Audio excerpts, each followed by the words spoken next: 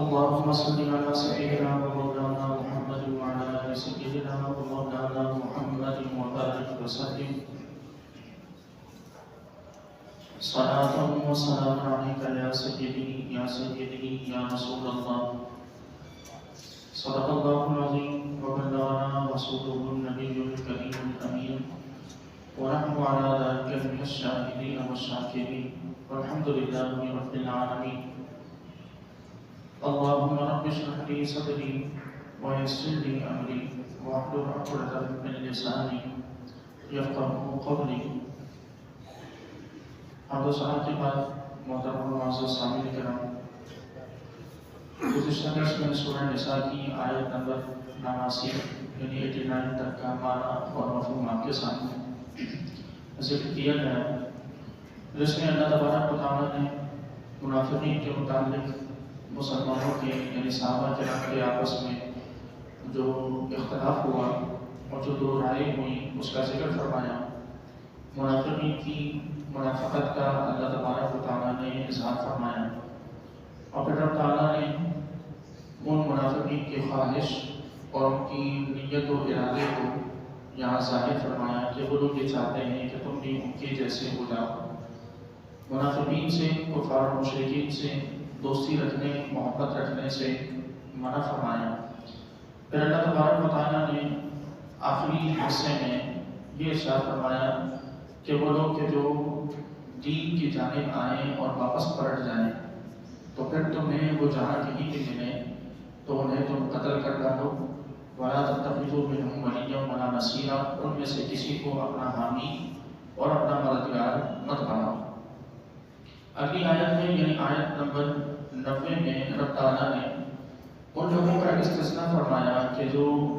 جن سے مسلمانوں کو لڑنے سے روکا گیا ہے. یعنی اب تک تو یہ حکم تھا کہ منافقین کو قتل کر دو، منافقین جو ایسے لوگ جو دین کی جانب آئیں واپس پلٹیں انہیں قتل کر دیا جائے، ان سے جنگ کی جائے، کفار و مشرکین سے لڑائیاں کی جائیں. اب اللہ تبارک و تعالیٰ نے اس آیت میں ان لوگوں کا ذکر فرمایا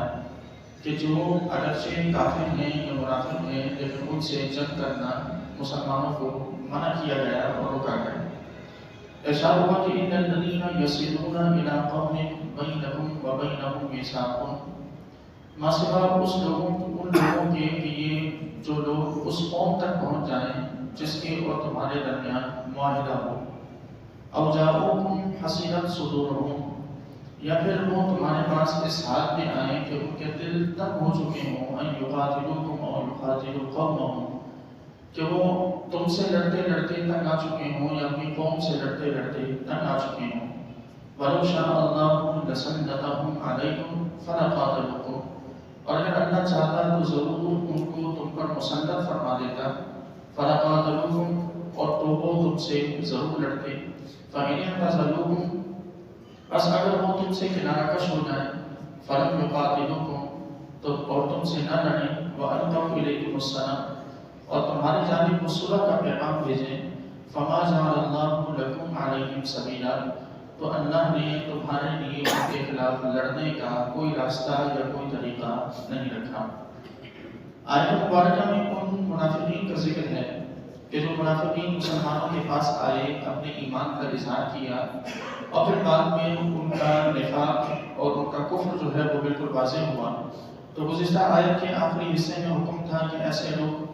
کہ جو اپنے ایمان کا اظہار کریں اور پھر ان کا کفر ظاہر ہو جائے تو ان کو قتل کر دیا جائے. اور یہاں فرمایا کہ ان کو قتل کیا جائے، لیکن اگر وہ تمہارے پاس سے بھاگ کر ایسے قوم میں، ایسے ملک میں یا ایسے قبیلے میں جا پہنچیں جن کا اور تمہارا آپس کا معاہدہ تھا نہ لڑنے کا، یا جو ان تک پہنچ جائے، جو شخص ان تک پہنچ جائے وہ تمہیں واپس نہ کریں، اس قسم کا کوئی معاہدہ تھا، تو اب تم معاہدے کا پاس رکھو اور ان لوگوں کو چھوڑ دو. ان سے نہ انہیں قتل کرو، نہ ان سے کسی قسم کی جنگ کرنے کی ضرورت ہے. اور پھر فرمایا کہ یہ آیت مبارکہ کا یہ حکم آج تک باقی ہے، یعنی یہ حکم منسوخ نہیں ہے. یہ نبی کریم علیہ السلام پر یہ حکم نازل ہوا اور آپ علیہ السلام نے اس پر عمل بھی فرمایا. بہت سے لوگ ایسے تھے کہ جو کفار مکہ کے پاس واپس پلٹ گئے اور جن سے یہ صلح حدیبیہ کے موقع پر یہ معاہدہ ہو چکا تھا کہ اگر کوئی شخص مسلمانوں میں سے کوئی شخص اگر کافر ہو کر مکہ آئے گا تو اہل مکہ یعنی مکہ کے جو کفار ہیں وہ اسے مسلمانوں کے حوالے نہیں کریں گے، اور اگر مسلمانوں کے پاس اگر کوئی شخص مسلمان ہو کے اس معاہدے کے بعد سے آیا تو مسلمان اسے واپس اہل مکہ یعنی کفار مکہ کے حوالے کریں گے۔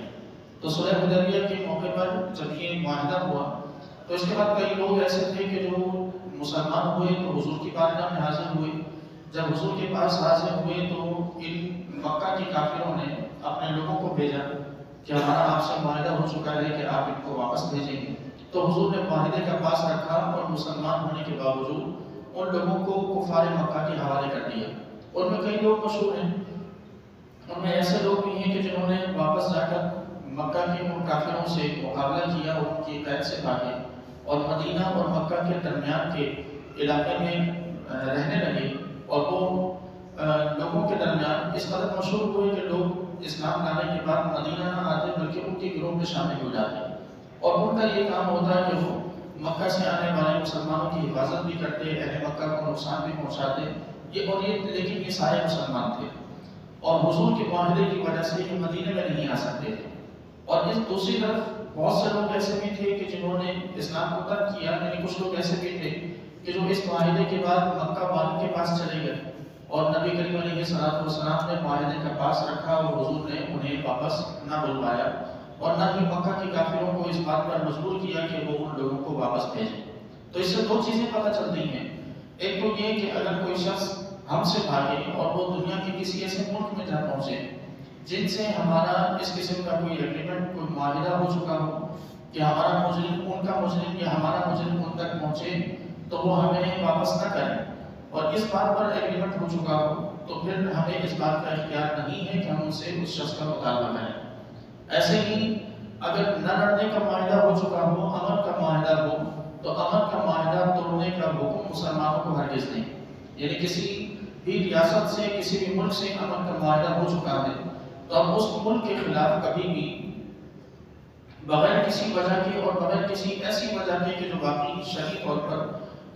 اسے مانا جا سکتا ہو، اس کے خلاف کسی بھی طور پر کوئی لڑائی کرنا یعنی باقاعدہ جنگ کا اعلان کرنا، یہ اہل اسلام کے لیے معاہدے کی خلاف ورزی ہونے کی وجہ سے درست نہیں۔ آپ علیہ السلام نے بھی اس معاہدے کی پاسداری فرمائی، اور بعد میں جب کفار مکہ نے صلح حدیبیہ کے اس معاہدے کو خود توڑا اور انہوں نے مسلمانوں کے خلاف سازشیں کی، یا مسلمانوں کے جو حلیف تھے یعنی جو اس معاہدے کے وقت میں مسلمانوں کے ساتھ جو قبیلے تھے ان قبیلوں پر جب حملہ کیا اور معاہدہ ان کی طرف سے ٹوٹا تو پھر رسول اللہ صلی اللہ علیہ وسلم نے پورے کے پورے مکہ پر حملہ فرمایا اور اللہ تعالیٰ نے آپ کو پورے مکہ میں فتح نصیب فرما دی۔ تو یہ ہمارے لیے بالکل واضح سبق ہے کہ ہم اگر کسی سے معاہدہ ہو چکا ہو تو معاہدے کی پاسداری کرنا بحیثیت مسلمان ہماری ذمہ داری اور ہم پر لازم ہے۔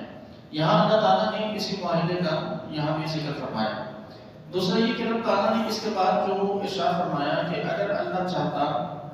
تو ضرور ان کو تم پر مسلط فرما دیتا، اور اگر انہیں تم پر مسلط فرماتا تو وہ تم سے لڑتے۔ فَإِنْ يَعْتَزِلُوكُمْ فَلَمْ يُقَاتِلُوكُمْ، بس اگر وہ تم سے کنارہ کش ہو جائیں اور تم سے نہ لڑیں اور وہ تمہارے پاس صلح کا پیغام پہنچائیں، فَمَا جَعَلَ اللَّهُ لَكُمْ عَلَيْهِمْ سَبِيلًا، تو وہ تمہارے لیے اللہ نے ان کے خلاف لڑنے کا کوئی راستہ نہیں رکھا۔ یہ ایک الگ حکم ہے۔ پہلا والا حکم تھا کہ جس میں امن کا معاہدہ ہو گیا تو وہاں تو معاہدے کی پاسداری کی وجہ سے لڑنا منع تھا۔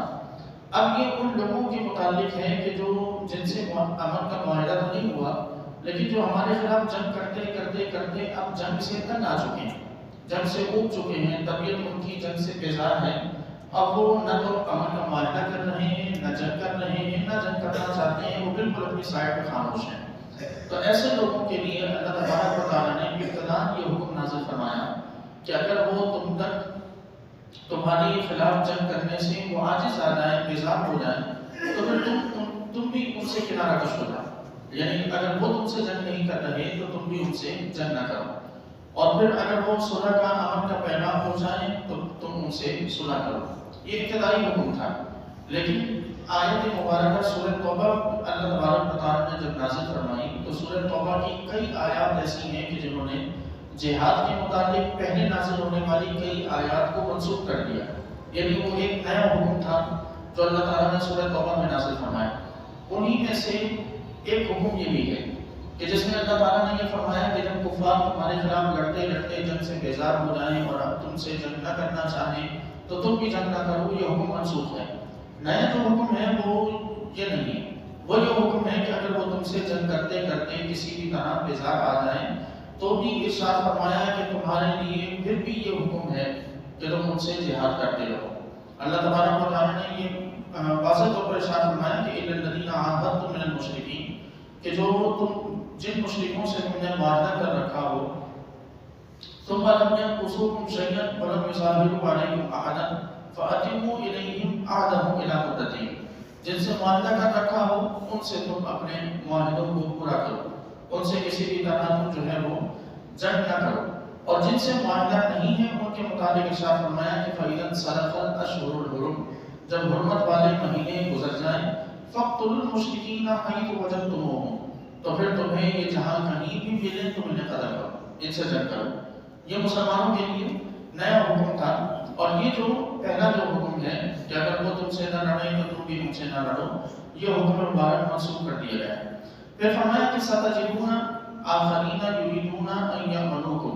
وَيَأْمَنُوا قَوْمَهُمْ فرمایا کہ کچھ منافق تمہیں ایسے بھی ملیں گے، ایک اور منافقوں کی ایک اور قسم تمہیں ایسی بھی ملے گی کہ یریدون ان یامنوکم جو یہ چاہتے ہوں گے کہ وہ تم سے بھی امن میں رہیں ویامنوا قومہم اور اپنی قوم سے بھی امن میں رہیں۔ یعنی یہ دو طرح کے منافق ہوں گے، یہ اپنی قوم سے بھی منافقت کر رہے ہوں گے، یہ تم سے بھی منافقت کر رہے ہوں گے،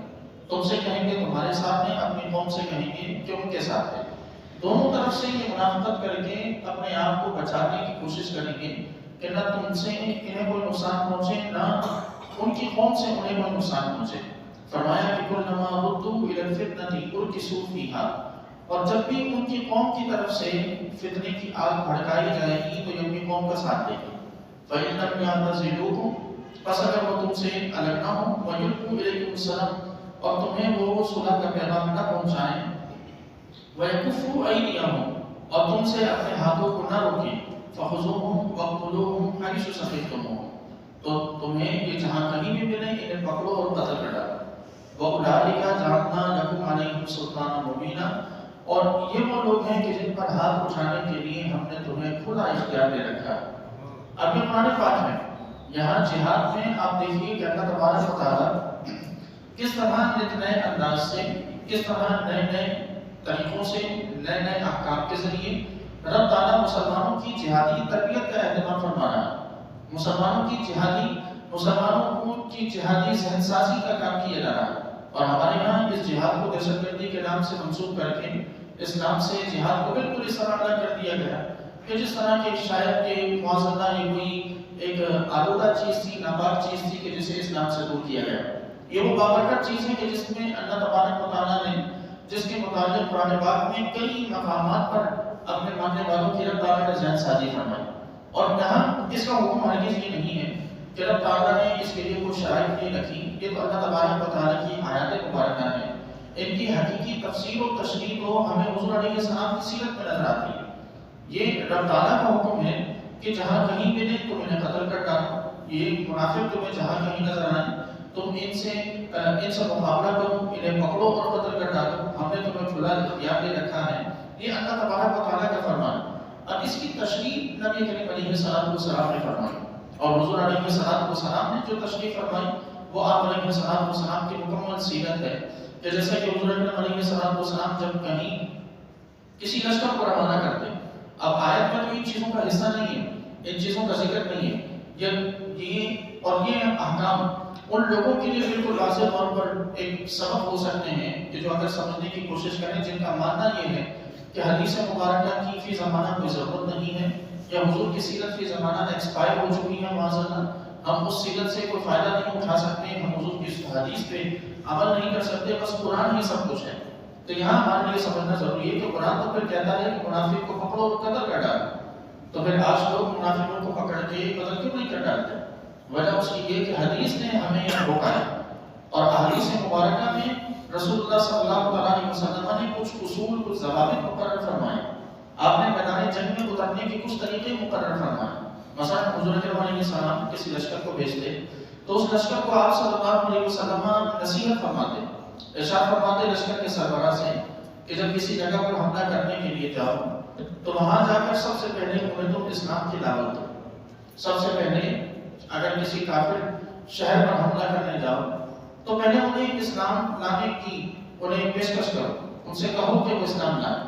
اگر وہ اسلام لانے سے منع کر دیں تو پھر ان سے کہو کہ وہ تمہیں ٹیکس دیں، وہ تمہیں جزیہ دیں، ٹیکس دیں. اگر وہ ٹیکس دیں تو بھی ان سے جنگ نہ کرو، اور اگر وہ ٹیکس دینے سے بھی منع کریں تو پھر اب تیسرا آپشن یہ ہے کہ تم ان سے جنگ کرو. پھر جب جنگ کرو تو اس میں بھی رسول اللہ نے اصول مقرر فرمائے. یہ قرآن میں یہ اصول مقرر ہے، اس میں بھی رسول اللہ نے اصول مقرر فرمائے کہ جب تم جنگ کرو تو جو تمہارے خلاف ہتھیار اٹھائے اسے قتل کرو، اور جو تمہارے خلاف ہتھیار نہ اٹھائے، ضعیف ہو، کمزور ہو، بچے ہوں، خواتین ہوں، ان میں سے کسی کو قتل کرنے کی اجازت نہیں، الا یہ کہ جو مقابلے میں اترا. مثلا کوئی عورت اگر تلوار اٹھا کے میدان جنگ میں اتر آتی ہے تو پھر اب اس کو صرف اس وجہ سے نہیں چھوڑا جائے گا کہ یہ عورت ہے تو یہ ہمارے بندوں کو قتل کرتی جائے، ہم نے کچھ نہیں کیا. اگر وہ مقابلے میں ہے تو مقابلے میں قتل کی جائے، اور اگر کوئی ضعیف شخص بھی تلوار اٹھا کے مقابلے میں آتا ہے تو اسے بھی قتل کیا جائے. لیکن اگر کوئی ضعیف تلوار نہیں اٹھاتا، یا کوئی نوجوان بھی ہے جو تلوار اٹھا کے اسلحہ اٹھا کے مقابلہ کر رہا ہے اور اچانک وہ اپنے اسلحے کو زمین پر رکھ دیتا ہے، ہار مان لیتا ہے، اسلام اسے بھی قتل کرنے سے روکتا ہے. اسلام اسے بھی قتل کرنے کی اجازت نہیں دیتا. کھیتی باڑی کو اجاڑنے کی اسلام اجازت نہیں دیتا، باغات کو آگ لگانے کی اسلام اجازت نہیں دیتا،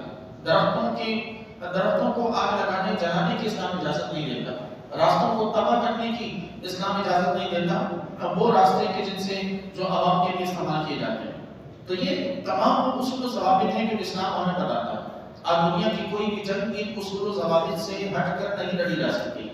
دنیا میں کوئی بھی جنگ جو ان اصول اور ضوابط سے ہٹ کے لڑی جائے وہ یقیناً جنگ نہیں، وہ ظلم ہے. آپ دیکھیے کہ اسرائیل اور فلسطین کے جو موجودہ جو حالات ہیں کہ جن کے مطابق یہ سارے اصول و ضوابط کی ترجیح اڑا دی گئی، جہاں کسی بھی قسم کی نبی کریم علیہ السلام اسلام کی تعلیمات ہیں. اسلام سکھاتا ہے کہ کسی کی عبادت گاہ کو تباہ نہ کیا جائے. اسلام بتاتا ہے کہ مستشفیٰ یعنی اسپتالوں کو، ہاسپٹلس کو تباہ نہ کیا جائے. اسلام بتاتا ہے کہ بچوں کو جنگ کے دوران بچوں کی، وہ کسی اور کے بچے کیوں نہ ہو، وہ کافر کے بچے کیوں نہ ہو، ان کی حفاظت کی جائے. اسلام بتاتا ہے کہ دوران جنگ اگر خواتین ہوں، نہتی ہوں تو ان کی حفاظت کی جائے، نہ کہ انہیں قتل کیا جائے. آپ دیکھیے کہ فی زمانہ اب آج کے اس دور میں دہشت گرد پر حقیقت کون ہے؟ ہمارا انڈین میڈیا لوگوں کی پکارتا ہے کہ یہ فلسطینی سارے دہشت گرد ہیں. اگر جنگ کے عالمی قوانین کو بھی اٹھا کے دیکھیں اور اس کے مقابلے میں اسلام کے آپ اصول و ضوابط کو اٹھا کر دیکھیں اور پھر موجودہ اسرائیل اور فلسطین کی جنگ کو اٹھا کر دیکھیں تو واضح ہو جائے گا کہ دنیا میں دہشت گرد سب سے بڑا کون ہے کہ جو نہتے بچوں کو مار رہا ہے، کون ہے کہ جو ہاسپٹلس پر حملے کر رہا ہے، کون ہے کہ جو عبادت گاہوں کو تباہ کر رہا ہے. اور یہی ساری چیزیں یہ ڈیفائن کرتی ہیں، یہ بتاتی ہیں کہ حقیقی طور پر امن چاہنے والے کون لوگ ہیں، جہاد کا تصور اسلام میں کیا ہے، اور دنیا میں جو دہشت گردی اسلام سے جو منسوخ کی جاتی ہے یہ دہشت گردی کا اصل اس لیول کا حقدار کون ہے. یہ دنیا کی ساری طاقتیں، یہ دنیا کے سارے جتنے بھی لوگ بیٹھے ہیں، ایک ہمارے یہاں اگر کسی عیسائی کو خدا نہ خواستہ اللہ نہ کرے کہ دوبارہ ایسے واقع ہوں، ایک ہمارے یہاں اگر کسی عیسائی کو قتل کر دیا جائے تو پوری دنیا میں واقعہ بن جائے کہ پاکستان میں جو ہے وہ اقلیتوں کے حقوق کا تحفظ نہیں کیا جاتا، اقلیتیں محفوظ نہیں ہیں، اور دنیا بھر میں کہیں بھی مسلمان کٹتا مر جائے، کہیں بھی مسلمان مار دیا جائے، بچے ذبح کر دیے جائیں، بچوں کے جسموں کی چیچڑیں اڑا دی جائیں، وہاں نہ تو کوئی اقلیتوں کے حقوق نظر آتے ہیں، نہ اکثریتوں کے حقوق نظر آتے ہیں، نہ مذہب نظر آتا ہے، نہ مذہب کی بالادستی نظر آتی ہے، نہ کوئی قانون کی بالادستی نظر آتی ہے. تو یہ تمام تر چیزیں بھی واضح کرتی ہیں کہ اسلام اس قدر جہاد پہ زور ہمیں دیتا کیوں ہے. یہ 100 سے زائد آیات ہیں کہ جو اللہ تبارک و تعالیٰ نے قرآن میں جہاد کے متعلق نازل کی ہیں، بار بار حکم دیا کہ جہاد کرو. اور تو اس کی وجہ کیا ہے؟ صرف اس لیے کہ ہم ان ساری کمزوریوں سے اپنے آپ کو نکال سکیں. آپ یہ تصور کریں کہ اگر دنیا میں کوئی شخص کوئی بھی ملک کسی دوسرے مسلمان ملک پہ حملہ کرے اور وہ مسلمان ملک آگے سے اس کے جواب دینے کی بھرپور طاقت رکھتا ہو، جواب دینے کی بھرپور صلاحیت رکھتا ہو، تو اگلا حملہ کرنے سے پہلے 100 بار سوچے گا. یا اگر وہ طاقت خود نہ رکھتا ہو لیکن اسے یہ معلوم ہو کہ اگر اس پر حملہ کیا تو اس کے ساتھ اس کے مذہب کے ماننے والے لوگ، اس کے دین کے ماننے والے لوگ اس کی حمایت میں کھڑے ہو جائیں تو بھی دنیا میں کوئی کسی مسلمان کا قتل نہ کرے. یہاں ہمیں ٹکڑوں میں تقسیم کیا ہے، ہمیں عجیب و غریب قسم کے لولی پاپ دیے جاتے ہیں اور یہ حقیقت ہے کہ ہم ان میں بڑے خوش ہو جاتے ہیں. ایک وقت تھا کہ جب ہمارے یہاں یہ تصور دیا جاتا تھا کہ ملک کی ترقی کے لیے جو ہے وہ تعلیم بہت زیادہ ضروری ہے، اور تعلیم کا کھیل کھیلتے کھیلتے ہماری تعلیم کا ستیہ ناش کر دیا گیا، ہمارے نظام تعلیم کو تباہ اور برباد کر دیا گیا. اب وہ وقت ہے کہ جب ہمارے یہاں امن کا درس دیا جا رہا ہے، اور یہ امن کہتے کہتے ہمارے اپنے دلوں میں، یقین مانیے کہ اپنے دلوں میں بزدلی کو پیدا کر دیا گیا. وہ جو بہادری، جو شجاعت مسلمانوں کی خاصیت ہوا کرتی تھی وہ ہمارے دلوں سے جا چکی ہے. ہم میں سے ہر شخص اندھیرے سے ڈرتا، ہم میں سے ہر شخص کسی چھوٹے سے ڈکیت سے ڈر جاتا، ہم میں سے ہر شخص گھر میں چور بھی اگر دیوار کود کے آتے تو ڈر کے مارے کمرے سے باہر نہیں نکلتا. یہ مسلمانوں کا شیوا نہیں. کوئی کافر سامنے آ جائے تو لوگوں کی پیٹیں گیلی ہو جائیں، یہ مسلمانوں کا شیوا نہیں. مسلمان تو وہ تھا کہ جو سیدنا، آپ یہ دیکھیے کہ سیدنا خالد بن ولید رضی اللہ تعالیٰ عنہ یا بعد میں سلطان قلب ارسلان جیسے لوگ ہوں کہ جنہوں نے 12,000، آپ تصور کر سکتے ہیں کہ 12,000 10 لاکھ کے مقابلے میں جنگ کے لیے چلے جائیں اور وہ 12,000 10 لاکھ کو ہرا بھی دیں. تو یہ ساری ہماری تاریخ بھری پڑی ہے. میں کئی ایسے واقعات آپ کے سامنے ذکر کر چکا ہوں. ہماری تاریخ ہماری بھری پڑی ہے کہ چند ہزار لوگ لاکھوں لوگوں کو دھول چٹا دیتے، ان کا نام مسلمان ہوتا تھا.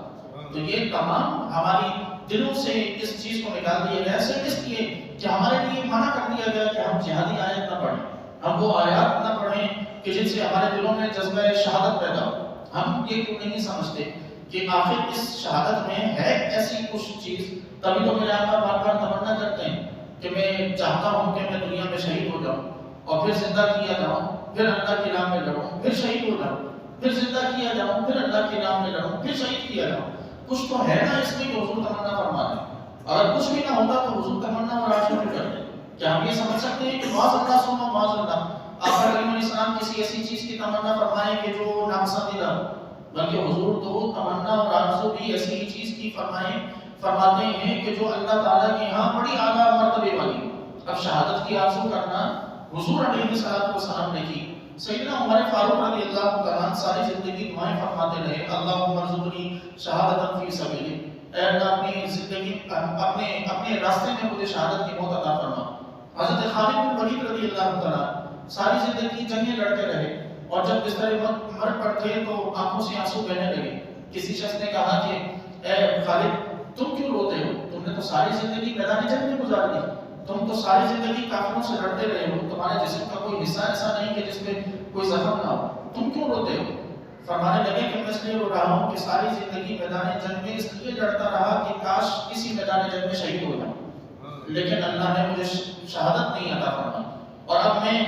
ساری زندگی لڑتے رہنے کے باوجود، میدان جنگ میں رہنے کے باوجود یہاں بستر مرگ پہ پڑا ہوں اور اپنی بیماری کی وجہ سے مر رہا ہوں. تو کسی نے کیا، وہ غالباً حضرت سعد بن وقاص رضی اللہ تعالیٰ تھے، انہوں نے جواب دیا کہ خالد حضور نے تمہیں اللہ کی تلوار کا مطلب عطا کیا، تو اللہ کی تلوار میدان جنگ میں ٹوٹ کیسے سکتی؟ تو اس لیے اللہ نے تمہیں سلامت رکھا. تو یہ ان کا جذبہ شہادت تھا اور یہ ہم مسلمانوں کا یہ تھی اصل وراثت. ہماری وراثت یہ صرف نماز روزے زکات حج نہیں ہے. ہماری وراثت نماز یا ٹوپی داڑھی یہ سب چیزیں ہماری وراثت نہیں ہے. یہ جہاد بھی ایک وراثت کی چیز تھی جو ہم تک آنی چاہیے تھی. یہ نظام تعلیم وراثت کا تھا جو ہمیں آنا چاہیے تھا. یہ نظام مصطفیٰ وراثت تھی ہماری کہ جس سے ہم آج دور بھاگتے ہیں. یہ رسول اللہ صلی اللہ علیہ وسلم کی عزت و آبرو کی حفاظت وراثت تھی کہ جو ہمیں منتقل ہونی چاہیے تھی. حضور کی اتباع پیروی وراثت تھی جو ہمیں آنی چاہیے تھی. یہ اخلاق حسنہ وراثت تھی ہماری جو ہمیں آنی چاہیے تھی. امانت داری یہ وراثت تھی. سچائی یہ وراثت تھی. لوگوں کے حقوق کا تحفظ کرنا یہ ہماری وراثت تھی. لوگوں کے دکھ درد میں کام آنا یہ ہماری وراثت تھی. قرآن سے محبت اور قرآن پر چلنا یہ ہماری وراثت تھی. یہ ساری وراثتیں ہم بھلا بیٹھے اور ہماری یہ ذہن سازی کی گئی اور اس میں اپنے اور غیر سارے کے سارے شامل ہیں کہ ہماری یہ ذہن سازی کی گئی 5 وقت کی نماز پڑھ لو پکے جنتی. یہ ہماری ذہن سازی کی جا رہی. 5 وقت نماز پڑھ لو پکے جنتی ہو، بھلے مسجد سے باہر نکل کے کسی کو ماں بہن کی گالیاں دے دیں، بس 5 وقت کی نماز تمہاری پوری ہونی چاہیے. زندگی میں ایک عمرہ ایک حج کر لو پکے جنتی ہو، بھلے تم اپنی بہنوں کا حق کھا کے بیٹھے ہو، تم اگرچہ دوسروں کو کاروبار میں تم نقصان پہنچاتے ہو، منافقت سے کام لیتے ہو، لیکن تم اگر تہجد کی نماز ادا کرتے ہو تو تم پکے جنتی ہو۔ یاد رکھیے کہ یہ ساری چیزیں ایک اسلام کا ایک گوشہ ہے، یہ کل اسلام نہیں ہے، یہ کل اسلام نہیں، یہ اسلام کا ایک گوشہ ہے۔ ہم تو وہ لوگ ہیں نا جو اگر شادی میں بھی شریک ہو جائیں تو جب تک ساری ڈشز کو چیک نہ کریں تو ہمیں اطمینان نہیں ہوتا کہ ہم نے کھانا کھایا۔ ایک چھوٹی سی مثال عرض کر رہا ہوں، ہمیں اطمینان نہیں ہوتا کہ ہم نے کھانا کھایا۔ اگر کسی ایک چیز کو ہم کھا لیں تو ہم سمجھتے ہیں کہ کھانا پورا نہیں ہوا، تو اسلام کو پورا ہم سے عبادت میں کیوں سمجھتے ہیں؟ اسلام بھی ایک بہت اسی طرح وسیع ہے کہ جس طرح ہماری شادیوں میں دسترخوان وسیع ہوتے ہیں، اور جب تک ہر دسترخوان سے کچھ نہ کچھ لے نہ لیں، ہر ڈش سے کچھ لے نہ لیں، مطمئن نہیں ہوتے، ویسے اسلام کے سارے شعبوں سے ہمیں لینا چاہیے اور سارے شعبوں پر عمل کرنا ضروری ہے۔ کسی ایک شعبے میں اپنے آپ کو بند کر لینا کہ میں بس نماز کا پابند ہوں، میں صرف جو ہے وہ اسی بات سے بخشا جاؤں گا، اگرچہ میں باہر لوگوں کو گالیاں دیتا رہوں، اگرچہ لوگ میرے شر کی وجہ سے مجھ سے دور بھاگتے ہوں، اگرچہ لوگ میری زبان کی وجہ سے مجھ سے دور بھاگتے ہوں، میری زبان سے ڈر کے لوگ میری عزت کرتے ہیں، تو یہ کوئی اسلام نہیں۔ اسلام ان چیزوں کا نہیں ہے، ورنہ میرے آقا کریم علیہ السلام ساری زندگی صحابہ کرام کو صرف یہی بتاتے کہ میرے صحابہ مسجد میں بیٹھے رہنا، مسجد سے باہر نہ نکلنا، بلکہ ہر وقت میں اللہ کے حضور سجدے میں گرے رہنا، اور تمہارا اور کوئی ذمہ داری نہیں ہے، تمہارا اور کوئی کام نہیں ہے، نہ تم رزق میں امانت کا لحاظ رکھنا، نہ وہاں صداقت کا لحاظ رکھنا، نہ میدان جنگ میں نکلنا تمہارا کام ہے۔ بس مسجد نبوی میں نے تمہارے لیے بنا دی ہے، یہ مسجد ہے، اسے سجاؤ، اسے سنوارو، اسے آباد رکھو اور اسی میں پڑھے رہو۔ حضور یہی فرماتے ہیں، حضور نے ایسا نہیں کیا، آپ علیہ السلام نے ایسا ہرگز نہیں فرمایا۔ آپ نے خود صحابہ کو میدان جنگ میں بھیجا، آپ خود تشریف لے گئے ہیں میدان جنگ میں، آپ نے شہادت کی فضیلتیں بتائی ہیں، لوگ آپ کے سامنے شہید ہوتے ہیں، آپ فرماتے ہیں کہ یہ اللہ تبارک و تعالیٰ نے اسے جنت میں داخل کر دیا۔ حضرت ابو قتادہ رضی اللہ تعالیٰ عنہ وہ شہید ہوتے ہیں تو نبی کریم علیہ السلام فرماتے ہیں کہ اس کے قتادہ کے بازو کٹ گئے، تو اب میں یہ دیکھ رہا ہوں کہ اللہ تعالیٰ نے اسے نورانی پر لگا دیے ہیں اور یہ جنت کی فضا میں اڑ رہا ہے۔ حضرت حنظلہ رضی اللہ تعالیٰ عنہ اپنی سہاگ رات میں نکاح ہوا اور اسی رات میں حضور نے اعلان فرما دیا، وہ بغیر غسل کیے وہ میدان جنگ میں آ جاتے ہیں، شہید ہو جاتے ہیں۔ حضور فرماتے ہیں کہ حنظلہ کو فرشتے غسل دے رہے ہیں۔ یہ نبی کریم علیہ السلام کا تصور اور آپ علیہ السلام کا سبق تھا۔ آج ہم اس کے بالکل برعکس ہیں، تو پھر ظاہر ہے کہ اسرائیل جیسا چھوٹا سا ملک تو کیا، اگر اس کا آدھا بھی کوئی دنیا میں کوئی ملک بن جائے اور وہ بھی ہم پہ حملہ کر دے تو ہماری یہی حالت ہونی ہے کہ جو آج ہماری حالت ہے۔ اللہ تبارک و تعالیٰ کی ان آیات کو ہمیں سنجیدگی سے لینے کی ضرورت ہے۔ ہمارا نظام تعلیم وہ ہم سے ہمارے ہاتھوں سے ضائع ہو چکا، ہمارا نظام سیاست وہ ہمارے ہاتھوں سے ضائع ہو چکا، ہمارا نظام معیشت ہمارے ہاتھوں سے نکل چکا، ہمارا تمام تر نظام خارجہ و داخلہ، یہ ساری چیزیں ہمارے ہاتھوں سے نکل چکی۔ ہم اپنی جو میراث تھی، ہم حقیقی معنی میں اس وراثت کو ضائع کر چکے ہیں، ہمارے ہاتھ میں کچھ بھی نہیں ہے۔ نمازیں بھی ہماری، اگر آپ کہیں کہ نہیں آپ یہ غلط کہہ رہے ہیں کہ کچھ نہیں، نمازیں ہیں تو نمازیں بھی ہماری اس قسم کی نہیں ہیں جس قسم کی نمازیں ہونی چاہیے تھی ہماری تو نمازوں میں بھی انتشار ہوتا ہے، اختلاف ہوتا ہے۔ آپ دیکھ لیجئے کہ ہماری مسجدوں کی صفوں میں کوئی شخص اگر کسی کو ناپسند کرتا ہے تو اس کے ساتھ برابر میں کھڑا ہونا پسند نہیں کرتا، کندھے سے کندھے ہم سے نہیں ملائے جاتے، قدم سے قدم مسجد کی صفوں میں ہم سے نہیں ملائے جاتے۔ میں ہمیشہ یہ عرض کرتا ہوں کہ جو لوگ آپس میں مسجد کی صف میں کھڑے ہو کر کندھے سے کندھا نہ ملا سکتے ہوں، ان کے کندھے ایک دوسرے سے نہ لگ سکتے ہوں، وہ کندھے نہ جوڑ سکتے ہوں، وہ دنیا میں اپنی عزت و آبرو کی حفاظت کے لیے کندھے سے کندھا ملا کر کیا لڑیں گے؟ جو مسجد کی صف میں ایک نہ ہو سکے وہ باہر کیا خاک ایک ہو سکیں؟ تو کم از کم اب قرآن پاک کی ان آیات کو سنجیدگی سے لینے کی ضرورت ہے۔ اللہ تبارک و تعالیٰ نے یہ آیات مبارکہ ہمارے لیے ہی نازل فرمائی ہیں، اور یہ قیامت تک کے لیے قرآن پاک کی یہ تعلیمات اور قرآن پاک کا یہ اسلوب اور قرآن پاک کی یہ ساری باتیں اللہ تعالیٰ نے ان کو محفوظ رکھا ہے، انہوں نے محفوظ رہنا ہے، اور ہر مرتبہ جب قرآن پڑھیں گے تو قرآن اپنا پیغام دہرائے گا۔ ہاں، ہم اپنی آنکھیں اور کان بند کر لیں اور اس پیغام کو نہ دیکھنا چاہیں، نہ سننا چاہیں تو غلطی اور کسی کی نہیں، غلطی صرف ہماری ہے، کمزوری اور کسی کی نہیں، کمزوری ہماری ہے، دشمن کی بہادری نہیں، ہماری بزدلی ہے۔ یاد رکھیے کہ یہودیوں سے بڑا بزدل دنیا میں کوئی نہیں، اور اس وقت بھی یہودیوں سے بڑا بزدل کوئی نہیں۔ آپ ویڈیوز آتی ہیں، آپ دیکھتے ہیں کہ کسی ایک کو بھی اگر فائر لگے تو 10 بندے کھڑے ہو کر رو رہے ہوتے ہیں، تو ان کی بزدلی کا عالم یہ، اگر وہ ہم پہ غالب آ رہا ہے کسی بھی طرح کسی بھی حیثیت سے، تو اس میں اس کا کمال نہیں، اس میں ہماری کمزوری ہے۔ ہم کمزور تھے تو وہ غالب آ گیا. ہم اگر اپنی اسی طرز پر ہوتے تو دنیا میں کسی کی ضرورت و ہمت نہ ہوتی کہ دنیا میں کوئی کسی ایک مسلمان پر بھی کوئی کسی بھی طرح